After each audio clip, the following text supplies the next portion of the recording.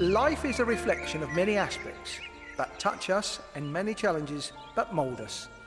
We can only be better human beings if we constantly reflect on life and prosper towards excellence. Join us this Ramadan from 1 to 2 p.m. on the Nation Station with Hatim Al-Abdussalam.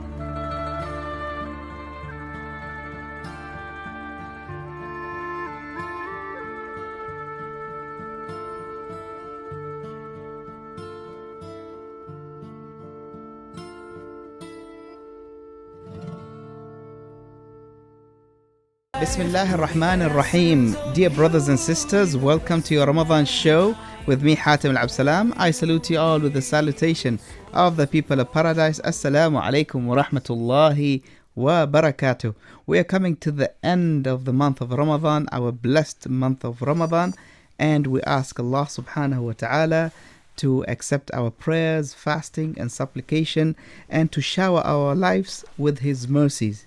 And we as we said, we are at the end of the blessed month of Ramadan, and it is the end of the race. We have started from the beginning with a lot of momentum and energy, and this is the best time to continue this momentum and this energy till we reach the end of the race, where we ask Allah subhanahu wa ta'ala to accept our deeds in these last few days.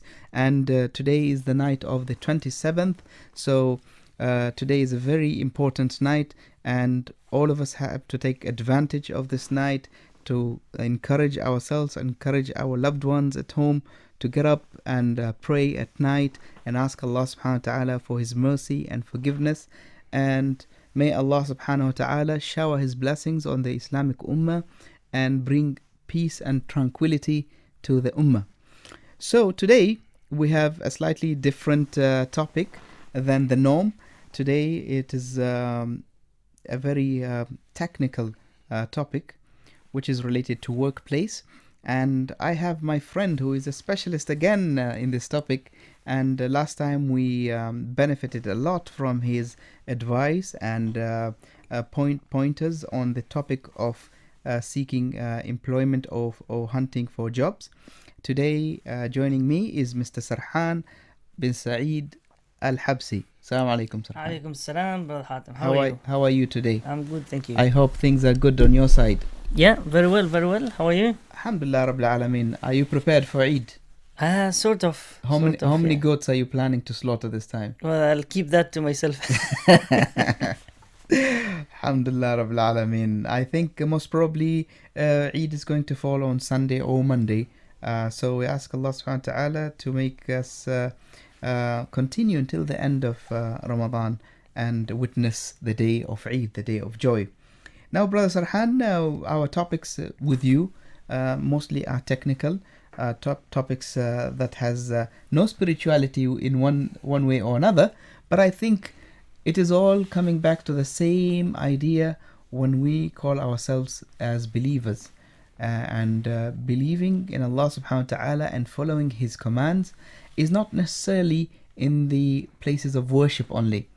It is also extended to our lives, especially in the workplace. We spend more than 8 hours a day in the workplace, and we earn our living from this place. And it is vital and important that we find out some of the things that are related to the workplace in terms of whether they are eligible in our religion or not. So today we're talking about work ethics. Why did we choose work ethics, Sarhan? Well, basically, it's a very interesting topic. Lots of people nowadays they work and they have different perspective about work, different beliefs, and they take work totally differently. It's very important to understand work ethics, to be able to deliver, and also to be able to move forward. I believe if we all have decent work ethics, we'll deliver more, and we'll move this nation towards the prosperity. Don't you agree, Sarhan, that each one of us has a set of ethics depending on their background, depending on their religion, on their upbringing? So it is different. There is no a solid platform when it comes to ethics. And also, this particular subject is not discussed in schools or in college or even when you join an organization. So how can we adapt these concepts of work ethics if we don't really have the background? Yeah, first of all, let us first define and agree what is work ethic. Yes, that would be a sensible thing to do. Yeah, work ethic, what is it? We keep hearing this in lots of places, lots of books, newspapers, but what is really work ethic? Work ethic is basically you do what you get paid for. Mm-hmm. And you do it sincerely with the right attitude. You work as a team player, and basically whatever you're being asked to do and paid, you get that done. And that's what work ethic is. So let me give you example. If for example, if I'm going to buy an apple, and that apple actually cost in the market 5 riyals, but because I don't know, the shopkeeper sold it for me 15 riyals. That's not ethical, because I'm paying for more what I'm getting. Yes. And similarly, when it comes to work, if I bring a worker to do a work for me, and I believed in his capability, I believed in his professionalism, I believed in his skills, I had to pay him certain amount of money to get some job done. I'm expecting that job to be done accordingly. Yes. If that job is not done, then I'm paying for less what I'm getting. Is it a mutual understanding where the employer and the employee agree on set of values or ethics before the contract, or is it something that the employer expect you to know from the beginning when you're employed? Yeah, you're right in a sense, because if you look at more developed nations, they embed ethics into their law. And in their policies. In their policies, sometimes even in the law, in the country's law. So if you do something, they can catch you for unethical act. Yes. And they can sue you for that. So some nations, they went far beyond what we are discussing today. But in our world today, where we live, where we work, that's not actually gone that far. So some companies, yes, they do have some it depends. They call them differently. Some of them, they call them work conduct. Some of them call them work ethics, with different names, but actually it's the same principle. It's a set of values, set of beliefs that we work towards in every activity we do. Do you agree, Sarhan, that you can either be an ethical person or a non-ethical person? Because you can't be like very ethical at work, and then in your private life you're a disaster.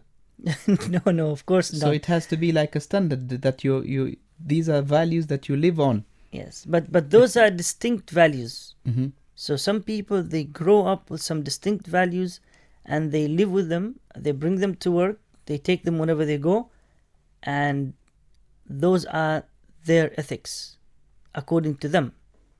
Yes. But not to the common to the common understanding of what is common sense, or what are those ethics. Some people think something is normal to do, but it's not actually. The reason why I'm asking you this is that when it comes to parents and their children cheating in the exams in schools, for example. Yeah. Some parents, when you talk to them, they say that, it's a phase and it happens in school and everybody does it. But they fail to understand that this thing continues and grows with you, and it becomes okay. Yeah, exactly. So even if you're highly educated, you get a good job and so on, if you get an opportunity to practice what you were doing when you were younger, then it becomes something normal, something adi. Yeah. And especially when more than one person is doing it around you, so it becomes then a norm. There's nothing wrong with it.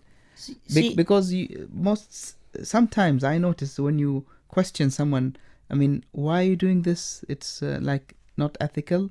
The response is everybody does it. Yeah. Yeah. And maybe the organization also knows that it happens, but because it has become something normal to be done, then it's an acceptable act. Yeah. I think if you look at it in terms of as a behavior, Yes. that's how it starts in the human being. You start doing something, you feel uncomfortable, and then as you go along, as you do it more often, as you get more comfort with it. Somebody who steals 100 paisa today, tomorrow he can steal 1 riyal, the day after he can steal 1,000 riyal. Yes. Because he tried it, and maybe he felt uncomfortable the first time, second time, and third time it fits. As they say, the third always fits. So if you do something since you were young, or you grew up with some behaviors, you take them with you, you might think they are very, very normal. You may not understand the implications on your personality or on others, but yet you still feel it's okay. You can live with it, especially if you get away with it. You know, the surprising part, as Muslims, Brother Sarhan, is that people don't link their faith with ethics. Because you might find someone who is very religious, but unethical. And you find someone who is not really religious, but he's very ethical. Which is something surprising, because ethic has to be a standard to everybody.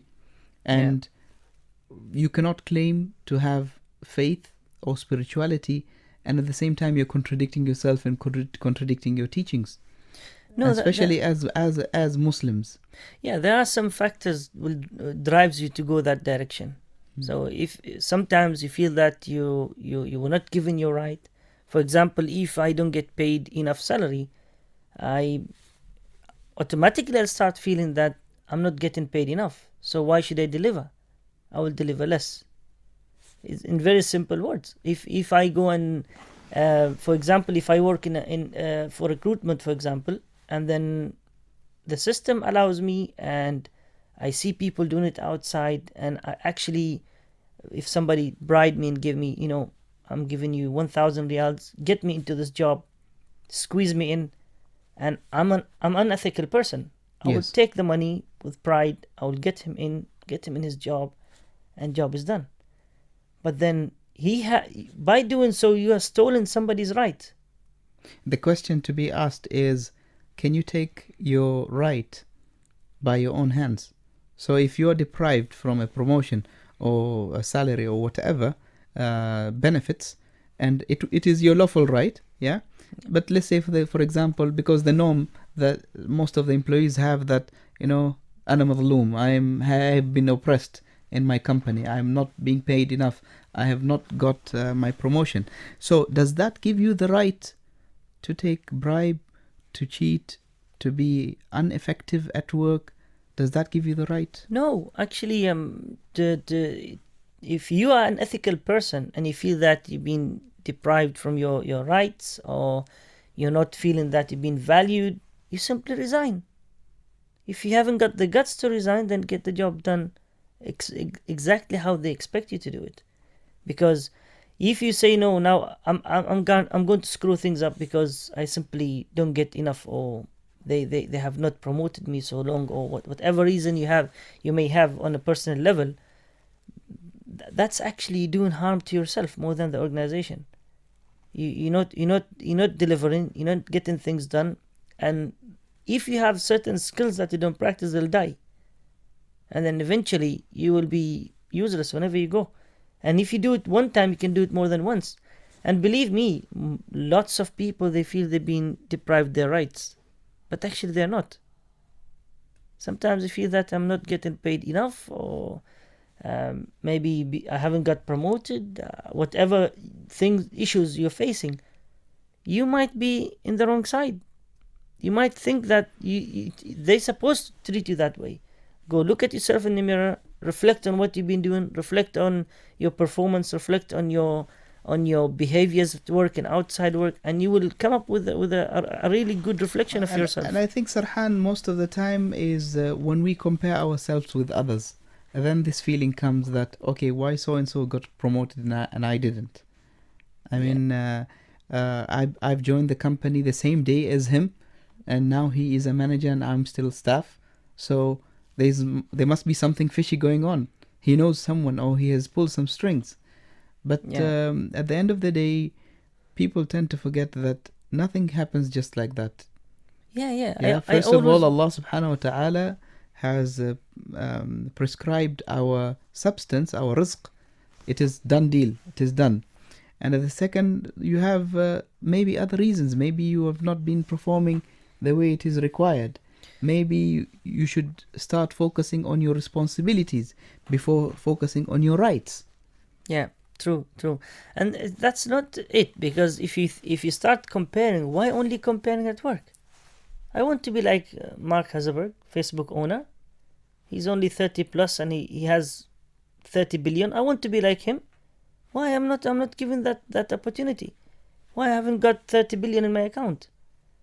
I could compare myself to anyone. I could compare myself to the people who were born genius. They invent things on a daily basis. Why I'm not like them? So am I going to question God why He created me that way? Am I going to question am I going to pass the blame on somebody else? No. Everybody lives in certain circumstances, and everybody lives on certain assurances that his life is going forward towards a particular approach. That's how life is. And if my friend got something, I should be happy for him. For those who are joining us at the moment on the show, our guest today is Mr. Sarhan Al-Habsi, who is in the field of HR, and today he's talking to us about work ethics. And if you have any ideas and you want to share the topic, our number to call is 24602058. I'm used to saying it a particular way, that's why I'm getting confused. 24602058. So please do call us and tell us what you think. And I guess all the employees out there, all the people who are on the streets now, leaving work, drive safely. But if you have a chance to call us and tell us what you think, please do call. Now, Sarhan, can you give us some examples of some of the acts that we might be doing at work that are unethical? And maybe a lot of people might not know that they are unethical. I can give you plenty, actually. If you have an appointment with a doctor for 15 minutes and the hospital is around the corner, maybe some test or blood test or whatever, and then you're taking the full day off, that's unethical. You're stealing time that you've been paid to do some work. Yes. If you fake a sick note, that's unethical. About the sick notes, I'll tell you something. I had a friend in my previous company, and mashallah, he's always absent. And I asked him, what happened? Why are you always absent? He said, I have sick leaves. It's genuine. And okay, and I said, okay. After a few months, he retired. So I went to say farewell, goodbye. And he said, listen, about the sick leave I told you about? I have a doctor who's my friend, and I can introduce you to him, and he can sort you out. Don't worry. Oh, why you didn't do that, Hatem? You should have told me. He says, don't worry, I'll sort you out. Things are good. And I was joking with him and saying, do I have to pay anything? He said, no. He's a very good friend. I said, you know what? In my heart, I said, if a doctor can give you a sick leave just because he's your friend, I don't want to be treated by this doctor. Exactly. Because to me, he is unethical and unprofessional. Exactly. And for someone who, fakes sick leaves and he just sits at home without no reason, just fooling himself that he is sick, I just wanted to remind him of a prophetic tradition that says, Tamaradu tamradu. Yeah. It means act sick and you will fall sick. Exactly. Allah subhanahu wa ta'ala will punish you by really falling sick if you're really acting.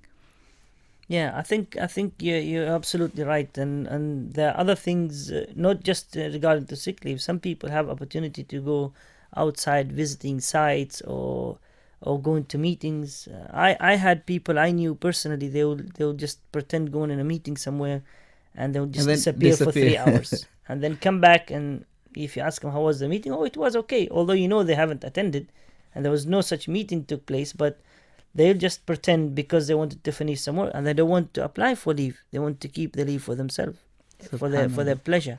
So those kind of acts, actually, it's not ethical at all. It costs the organization money, it costs the government money, and also it doesn't make you deliver anything. You know the ironic part, Brother Sarhan, when you talk to such people and you tell them that, brother, this act that you're doing will make you earn unlawful income. Yani flus haram. So they say, no, why? No, it's lawful. This is a gas company or oil company. It's not a bank. It's not a casino. So why are you saying this? But I tell them, listen, if you go and buy an apple is halal, is lawful. Yeah. But if you steal the same apple, it becomes haram. And when you are appointed to do a task or a job for a certain number of hours, and then you skip or you disappear or you do your own stuff, then you have not fulfilled the right of the employer who has employed you. Yeah. And if you have an employee working for you, let's say for the nanny at home, for example, you would be tough and hard on her. You want her to work 16 hours a day and pay her less and so on. So you are being very strict with the nanny at home. But when it comes to you at work, then you're a sad case. Yeah. And this is part of hypocrisy. Yeah. True. Because you have to have like a standard. You have to have consistency as well. Yes. Because it's not just some days you're fine, but some days you're not. No, today I came to relax. Well, although there's lots of work waiting for you, need to relax, take some leave and go home. Yes. And relax. Now, what about when it comes to claiming funds, for example, allowances or something like that? And you have worked, let's say, overtime for 3.5 hours.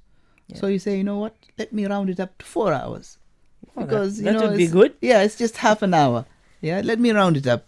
And you see this very common. It happens a lot. Yeah. But that has implication. Yeah, true. Because true. you're not being honest to yourself, and you're not being honest to the organization. And in fact, this fires back normally. People may not understand, but this fires back because the moment you take this kind of money or this kind of behavior you have, then you suddenly realize that you haven't done anything. And at the end of the month, 1 week later, nothing left from your salary, although you're having a good salary, but it disappears.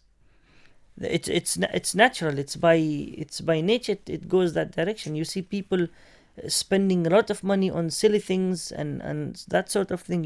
Even we say easy come, easy go. Yes. So if you get it easy, it goes easy. Zarhan, there is a misconception with people when it comes to helping others. Yeah. So, for example, if someone who is your relative and comes and says, Sarhan, you're working in this company, so I want you to push me in. I want you to help me. I want you to get me employment. I want you to forget about everyone else and just, push me in. Yeah. And you would say, you know what? You have to have a fair chance like everybody else. And then he blames you and he says, you know what, Sarhan, you don't help anyone. You're a bad person. Yeah. So he throws the blame on you. Yeah. While it is not your fault. You're trying to be it happens, professional and ethical. Yeah, it happens most of the time because the problem is culturally we have built this in since we grew when we were young. Yes. That if I need something, I go to somebody to help me. Yes. Because I don't believe in the system. I don't believe in the people who hold in the system. I don't believe in anything around me. I live in that hanging moment that I need anybody around me to help. I'll just go to people. Some people go and beg and they want help. And because they see it in the community, they see in the culture, they go, the person who has people around him who are actually holding high posts in the government or somewhere else, this will be, they get their life done easy for them. They get good jobs, they get all the benefits without even asking, because by default it comes. And sometimes, Sarhan, the system does not help you to be ethical, because you are trying to follow the right channels to do the things right, but they don't work out. So you become desperate and you seek assistance of someone that you know in that organization, which is very sad. And I remember this happened to me.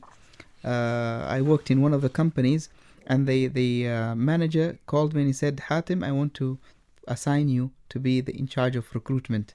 So you prepare the test and the interviews for candidates. Yeah. And at that time, I had a relative who was unemployed for 2 years. So he came to me, this relative, very close relative, and he said to me, Hatim, show me the exam papers. Just easily like that. And I said, mashallah, you want the job? He said, yes, I want you. So show me the papers. And I said, you know what? I'm not going to show you the papers. And if you think you're worth this job, apply. You will get it. Sit for the exam. Go for the interview. And if you pass, mashallah, mabruk. Yeah. And he said, what's wrong with you? I'm your relative. I'm at home for 2 years. I don't have a job. And I said, you are at home for 2 years. You don't have a job. It's not only you. There's hundreds of people who are at home without jobs. But why should I deprive someone who really deserves it and give it to you? I think exactly some of people maybe in need more than him. And it's a competition at the end of the day. It's a competition. The best man wins. So if you're not good enough, you can't pass the exams, you can't pass the interview. Sorry, I'm a bad person. If you want to kick me out of the family, if you want me to be, a bad relative, then tough luck. It's up to you. But I won't do it because I have set of values. And I remember one of my Japanese colleagues. He told me, you know what? In Japan, we respect people with values. If you're someone who is today you're like this and tomorrow you're a different person, then they don't respect you. Yeah. And it's very important to respect your values. If I go back to your comment when you made about the system doesn't allow you to be ethical, I totally disagree with that, because we build the system as a human. Sometimes there's no system, but you still go and do the right thing.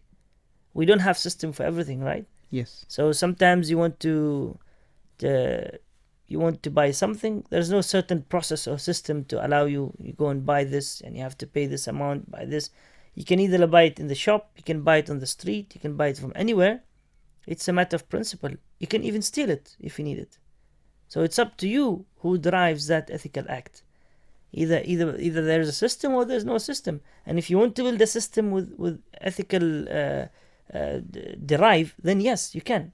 And if you want to have a system that has gaps which allows unethical acts to happen, then also you can. But eventually it's us human who have this kind of behavior. Sarhan will continue with the discussion after this short break. Initialize sequence now. Join Oman Radio's big time giveaway this Ramadan and win a Lexus GS350 on the last day. It's so easy to join. Just send SMS with your full name to 90465 and be the lucky one to bring home a brand new Lexus GS350. The more you send, the more chances of winning. Oman Radio's big time giveaway this Ramadan. Join now. Ramadan Mubarak. Listeners, welcome back to your show Reflection with me, Hatim Al-Absalam and Sarhan Al-Habsi. And today we're talking about work ethics. I think we have a call. We'll take the first call for the day. Assalamu alaikum. Alaikum assalam wa rahmatullahi wa barakatuh. How are you? Sarhan, how are you? Is this Abul Faisal? It is Abul Faisal. All the way from Salalah? All the way from the Shining City. How's Kharif? Are we there yet? Well, actually, it's quite cloudy. It's cloudy. Yesterday it was raining a bit up in the mountains. MashaAllah. And it's close. Give it a few weeks, inshallah, and bidhnillah, Kharif will be here. Khalas, book me a room, Sheikh. Inshallah. Okay, so what do you think of today's show? Well, I think it's a very important topic because we see a lot of unethical things in work environments. And I work in government. Yes. And I see a lot of that happening around me. Now, one thing that I did want to ask you both is, I have several siblings and friends and cousins who work in HR in different places. And a lot of the time, my family, we're very much against wasta and connections and unethical behavior like that. We believe that everyone deserves the right to do something. But for example, my wife, who works in an oil company, she works in HR, and there are times when her CEO or her manager comes to her and says, you have to hire this person, or you have to get this person a training position and so forth. Yes. And even though it's unethical, that person was pushed in through WASPA, the big wow. Yes. But how can the person deal with that? If their superior comes and tells them, you must do this, and threatens you, for example, they'll move you, or they'll take away your power, or they'll demote you if you don't follow along with what they say. It also makes it a bit harder in the work environment to deal with people when they know that you won't join the gang. Yes, you're absolutely right, and it's a very valid question. So how do we deal with bosses who want us to do unethical things, even though we don't want to, and we will face consequences if we don't do that unethical thing? Yeah, well, very, very good question. Thank you, Faisal. Thank you, Abul Faisal. Thank you. This is basically very, very common thing happens. But the thing, the problem with our systems, or the problem with our laws and regulations, allows that to happen. So, for instance, they say that there is a process, but anything beyond this process, this person is acceptable by authorization from this person. That could happen. And this is the problem, especially in government entities. They say, if you want an exception, go to this person, or go to this post rather than a person. So you end up going and begging that person to give you exception. That's when unethical act starts. That person is authorized to give you exception, but without any basis. Or maybe there could be a hidden basis. Maybe I paid him money, maybe something. But anyways, that's the starting point of it. However, in this case of a superior person asking me to do an unethical act, I can simply, and in very simple and polite note, I reject to do that and not be involved in such act if it's within the policy of the organization. Yeah, but if they threaten you that you might lose your job, or you might be transferred to another department. That's what Abul Faisal is saying. And I think it's very important to hold on to values. Of course. No matter what happens, no matter what people say. Of course, it depends on the circumstance of the person. But if I get put in a situation like that, I will submit my resignation the same minute. Yes. I will ask and say, look, if this is how you work, you are an ethical person, and I cannot work for you. I'm simply sorry to say this, but I cannot do it. I remember at once upon a time that I used to work in a department where I was required to do the transactions for fixed deposit, which is usury, which is riba. So I remember I reached to a stage and I said, no, this is against my values and I can't do it. And my superior told me that it's part of your task. I said, well, I can't do it. Find someone else to do it. And they transferred me to another section. Yeah. Maybe I might have lost in this battle when it comes to payment and career development and so on. But I think there is a verse in the Holy Quran where Allah subhanahu wa ta'ala says, Man taraka shay'an lillahi awwada. Yeah. So whatever you let go for the sake of Allah subhanahu wa ta'ala, make sure that Allah will pay you back.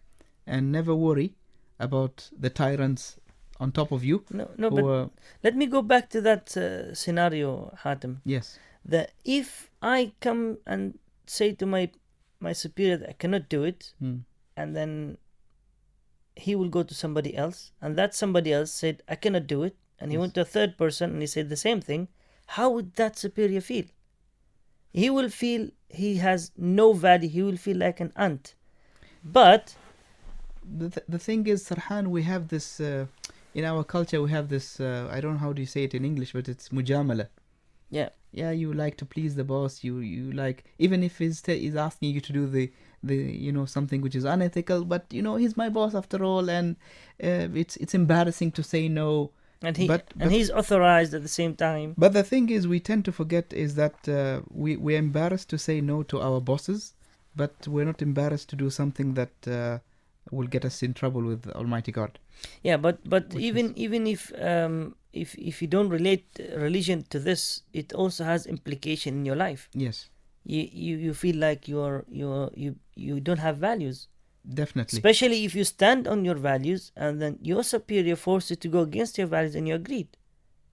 Some things are not harmful in terms of religion. They're not actually sins, but they are at the same time they're against my values. I will still stick to my values and say no.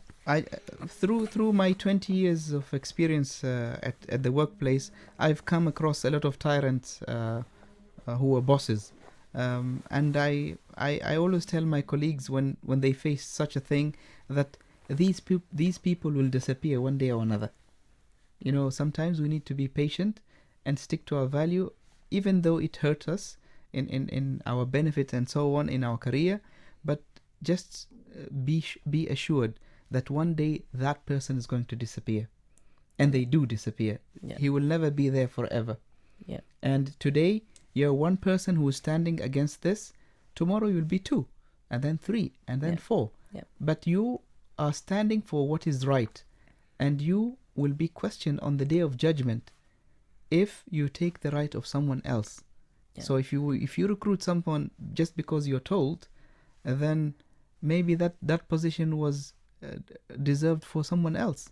Yeah. And you will be accountable because you joined into this thing. Yeah. So maybe I think I don't know whether should I say it depends on the case or not, but some things are very crystal clear that they are not ethical, and we should not get ourselves into. Yeah, and also I don't believe that somebody superior and he works in a very high post nowadays actually can force you to do a clear or transparent and ethical act. Well, believe me, Mr. Han, they are. They are, but I don't think there are many of them nowadays, because now everybody's scared because they get questioned from the public, they get questioned from outsiders, they get questioned from the government. Yes. Believe me or not, I have lots of friends, and they do those kind of acts, and they believe. I mean, for example, I'm going to punch my card that I'm entering work at 7, then I go back to sleep. And then I come back at 10 o'clock like I have started at 7. So I had 3 hours sleep at home while my card is punched. Okay, I think we have a call, and then we'll come back to punching the card. Salaam alaikum. Salaam alaikum. Salaam alaikum. Salaam alaikum. Wa alaikum salam. Ahmed, how are you? How are you? Fine, thank you. Hello? Yes, I can hear you. Go ahead. Okay. Brother Talal, spoke to you a few minutes ago about, an issue. Yes. And I was thinking about, whether it's okay to raise kind of, case against, the boss. Will the law support the person in case of having a case against, the boss, saying that, this person is not ethical?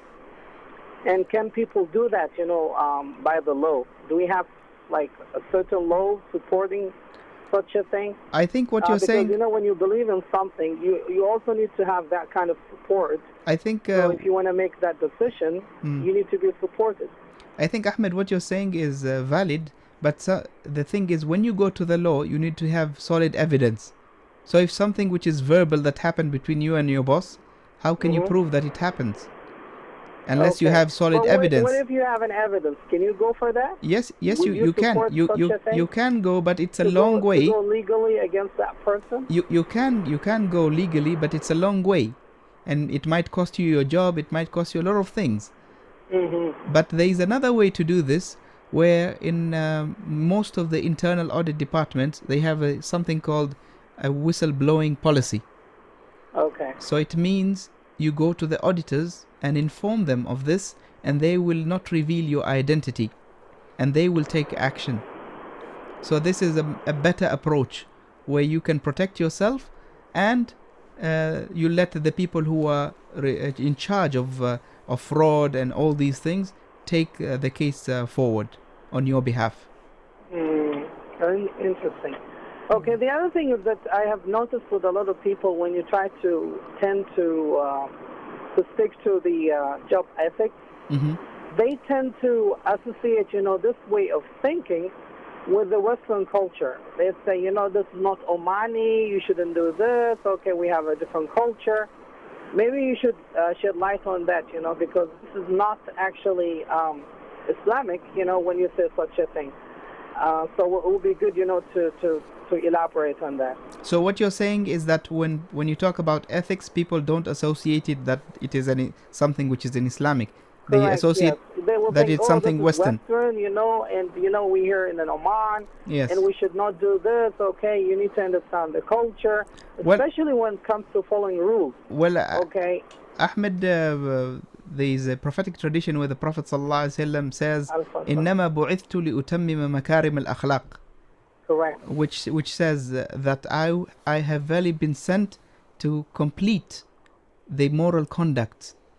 So Correct. this says it all, that our religion is based on these moral conduct and ethics, and this covers Unfortunately, everything. A lot of And people think it's something to do with the West, and our culture doesn't support it. well, And Ahmed, we have a different culture that Ahmed, that is very that is part easygoing of when it comes to following the rules. Ahmed. That is part of our ignorance, because we Correct. don't know our faith, we don't know our history, and so on. Yeah. Thank you very much, Ahmed, for calling. Thank you. Thank you so much. Thank you, Appreciate it. Ahmed, for calling. I think Ahmed made a valid point, because we've seen the difference, and people get that sort of comment that they say, "Oh, this person will not do it, but this person might do it because this person is Western, this person is not." Yes. Because we grew with this, as I said earlier, that we grew in an environment where we always tried to hold into something to support us. Yes. For example, now in our culture, we have people who are 35 years old, they still live with their parents. Do you see this in the Western world? Very rare. Never. 18 years old, bye bye, ma'asalama. They depend on themselves. So he knows that no father, no uncle, no brother will help me.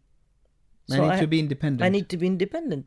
And if I behave this way, things will come back. But They also believe in karma, because it comes back. So that has partially, it is, the thought is there. It's not. But I think, wouldn't ignore it. Sarhan, maybe now it's slightly better, because the days when you see in an organization the father and the mother and the uncle and the cousin and the brothers, everybody working in the same place, is almost being extinct now. Yeah. Now you have at least some fair chances for people to apply and be enrolled in organizations, and it's no longer a family business like it used to be. Yeah. Because some organizations were labeled that this organization is for this family, it belongs to them. Yeah, all the members of the family work in this place. Yeah. I think Sarhan, we're running out of time. We have only 15 minutes. I want to talk about something which is widely spread recently, which is bribes.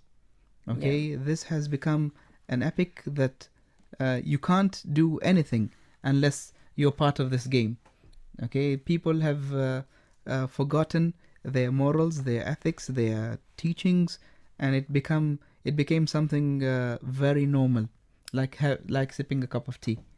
So if you ask someone, "Oh, I have this business and I want to do this and I do this, but I can't get the things done for me," you'll say, "Just easy, just give me like 500 riyals, 600 riyals, and I'll do it for you." Yeah. And the ironic part that some of them, you know what they call it? They call it, "Where's my zakah?" What? Yeah. Zakah? You call it zakah now? Bribe is, they don't say it, they don't call it bribe anymore. They call it zakah, or they call it halawa, or they call it any sort of stupid name. Bakshish. Yeah, bakshish, and so on. So no matter how you change the name, it still is. The concept is the same. The concept is the same. It is bribe.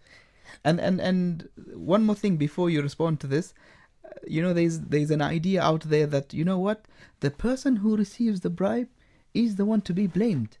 But me, because I can't, there's no other way to do it, I'm paying, so, I have to pay it. So it's not my fault. No, it is your fault, my friend. Yes, absolutely right, because it's a two-way thing. It's not just one-way thing. Yes. You give him, you allowed him to take it, and he's taking it, he allows you to give you. So it's a two-way thing. It's not just a one-way communication or one-way direction. And this is actually disaster. The bribe thing. We've seen lots of nations fall and collapse because of that. I can give you a story, maybe it's familiar with everyone. Yes. When China built the Great Wall of China, they forgot that actually the door person, people go through the doors. They don't need to jump the walls. They don't need even to break the walls because they pay bribes.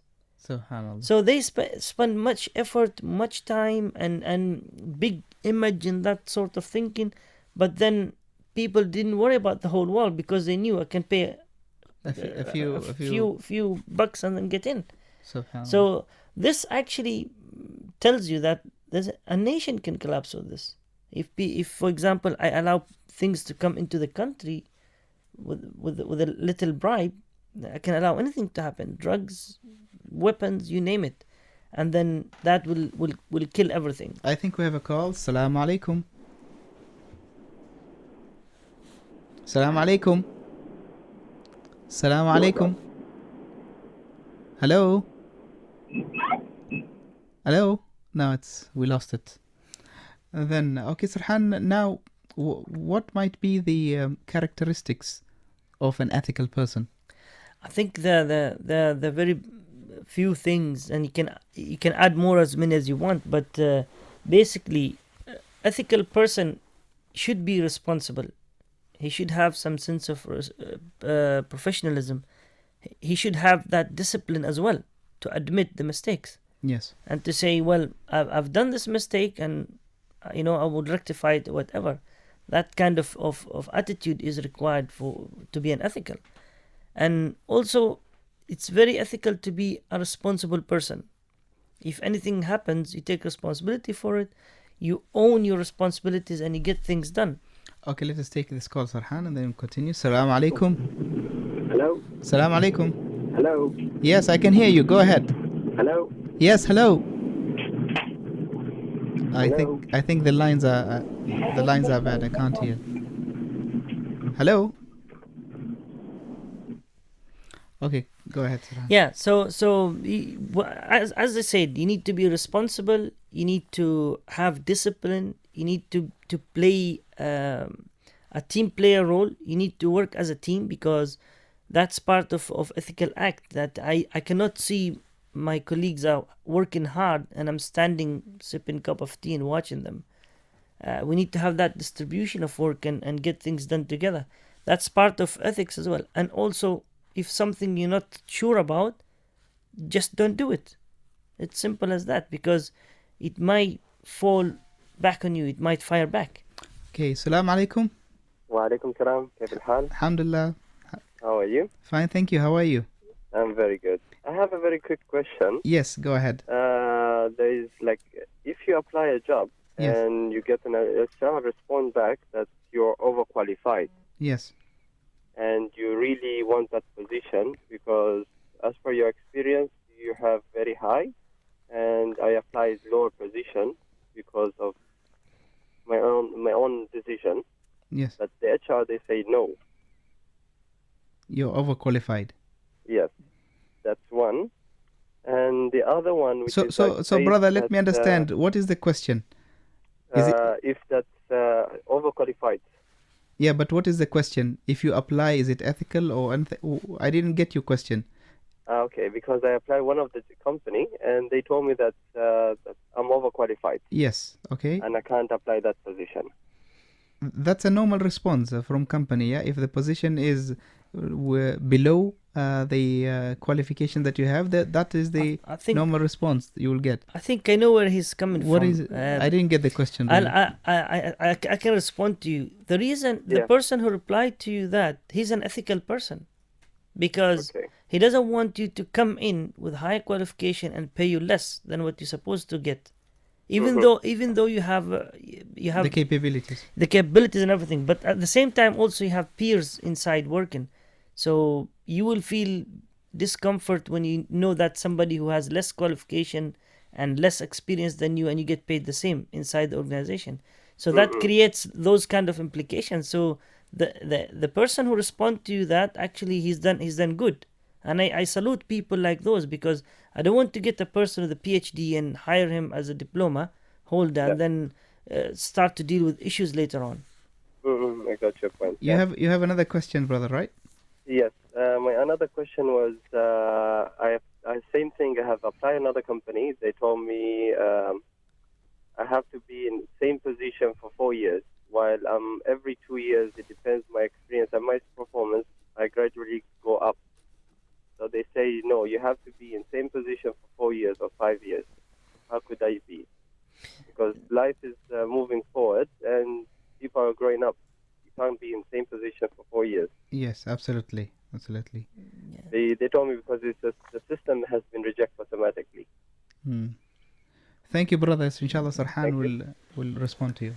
All right. Shukran. I think the case there depends on lots of factors to make it right or wrong, or to make it ethical or unethical.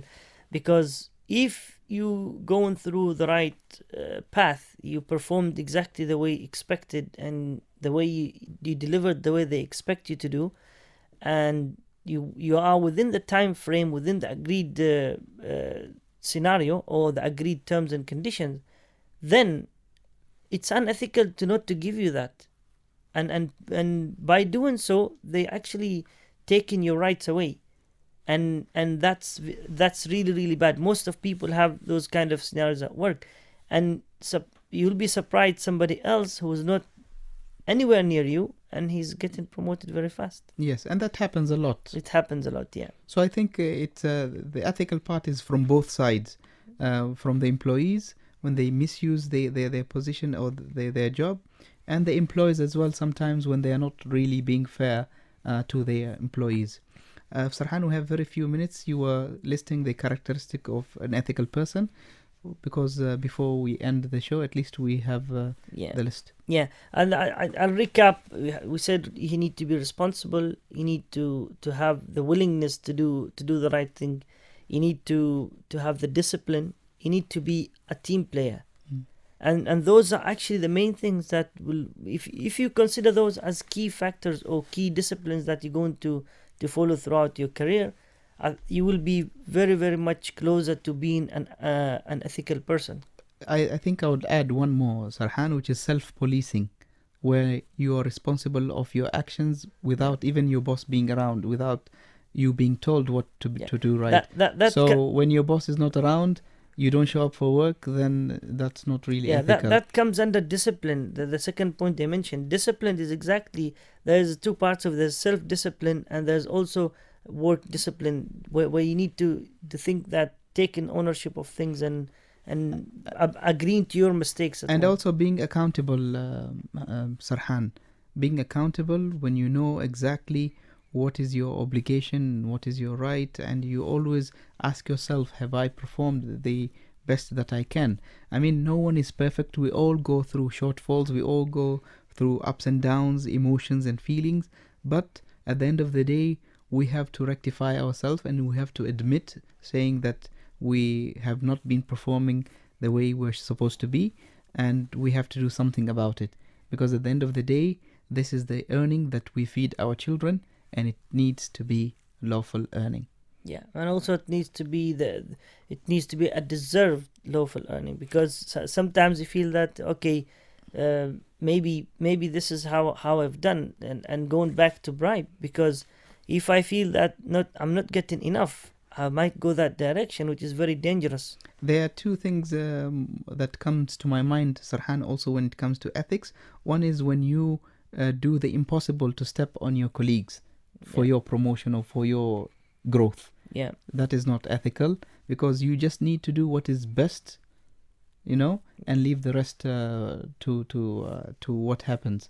So you don't need really to talk about your colleague behind his back, or say or take the credit for someone else's job just because that's you want to be unethical, recognized. Yeah. And the other thing is the small things, Sarhan, when we take home a piece of paper, a pen, a scissor, and so on. There's extra tea bags in the office. I'll take them with me home and get used to them. So these are small things that we don't take into account, but they really matter, and they are unethical because we did not ask the permission to take them. Yeah, even though they're little things. Sometimes even a bottle of water you've been given in the office, but you take it outside, that might be considered as unethical, especially if you've taken it outside work hours or whatever. Anything that doesn't belong to you. You've been given to utilize some tools, some resources to do the job. The 8 hours. Yeah, to do the job basically, and you're doing it for something else other than the job you've been required to do. That's unethical as well. Any last words before we close today's show, Sarhan? No, I think we have covered pretty much everything, and thank you very much. Thank you so much, Sarhan, for joining us today, and Eid Mubarak in advance. See you, inshallah. Take care, dear listeners. Thank you very much for tuning in the program. See you tomorrow, inshallah, with the episode before the last one. The last one will be on Saturday. I have a surprise, inshallah. Do call us. Assalamu alaikum.